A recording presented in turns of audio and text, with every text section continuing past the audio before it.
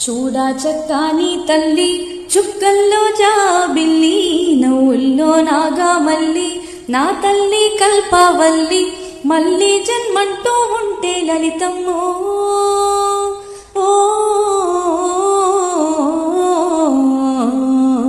తల్లి నీ సేవకి పుడతా మాయమ్మ తల్లి నీ సేవకి పుడతా మాయమ్మ చూడా చక్కాని తల్లి చుక్కల్లో జాబిల్లి నవ్వుల్లో నాగామల్లి నా తల్లి కల్పవల్లి